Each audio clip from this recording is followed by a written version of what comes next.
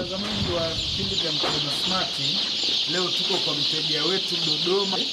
Tumemtengenezea keji, lakini akapendezwa zaidi keji hizi atumie kama brooding area. Hapa leo tumepokea vifaranga 2000 box 20, ambao zoezi linaloendelea ni kuhesabu kuwaweka kwenye brooder hizi za Mkulima Smart ili hao vifaranga waanze maisha mapya. Na kitu kizuri au cha upekee, hao vifaranga unavyowaona walivyo wazuri hivi ni vifaranga wanaitwa vifaranga wa Mchina. Ni vifaranga wazuri, lakini pia hawa jamaa oda zao zinaenda kwa wakati, hawasumbui. Lakini vifaranga wenyewe wanakuja wakiwa wamechangamka, wakiwa wana nguvu, hawana magonjwa.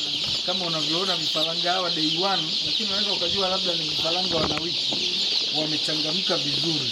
Kwa hiyo tunategemea kwa mfugaji huyu atakuwa na shamba zuri, atakuwa na vifaranga wazuri ambao hawana shida.